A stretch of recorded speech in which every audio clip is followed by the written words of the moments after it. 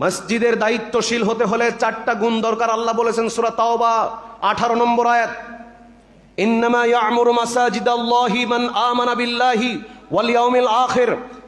মসজিদের কমিটি হতে হলে তার 1 নম্বর বৈশিষ্ট্য থাকতে হবে ঈমান, পরিপূর্ণ বিশুদ্ধ মজবুত ঈমান, আখিরাতের প্রতি ঈমান।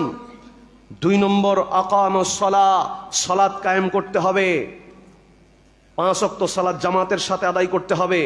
তবে যদি বার্ধক্য অসুস্থতার কারণে 2-1 ওয়াক্ত মিস যায় সেটা ভিন্ন কথা, বার্ধক্য জনিত কারণে। 3 নম্বর যাকাত আদায় করবে। 4 নম্বর ওয়ালাম ইয়াখশা ইল্লাল্লাহ, আল্লাহ ছাড়া দুনিয়ার কাউকে ভয় করবে না। এই ব্যক্তি মসজিদ কমিটি হওয়ার যোগ্য। মসজিদ কমিটির সদস্য হওয়ার জন্য উদ্গ্রীব বাসনা লালন করবেন, জামাতে সালাত আদায় করবেন না। হাবিজাবি সুদের সাথে আপনার সম্পর্ক, আপনি নৈতিকভাবে এই পদের জন্য যোগ্য নয়। যদি কোনো ব্যক্তি এইরকম সুদের সাথে সম্পর্ক থেকে থাকে, আপনি তো এমনিতে সুদখোর এক পাপী, আবার নিচ্ছেন আল্লাহর ঘরের দায়িত্ব, আল্লাহর ঘরের দায়িত্বশীল হচ্ছেন, আপনি তো মহাবিপদে। নিজের দায়িত্ব হালকা করে পদ ছেড়ে দেওয়া ভালো।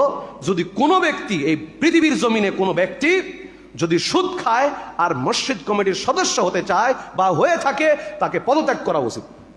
আল্লাহ সুবহানাহু ওয়া তাআলা আমাদের সবাইকে এই জঘন্য, আরে মায়ের সাথে যে ব্যক্তি জেনা করছে নিয়মিত প্রতিক্ষণ 36 বার জেনা, 1 টাকা সুদ খেলে, ওই লোকটা কিভাবে মুসলমানদের নেতৃত্ব দিতে পারে?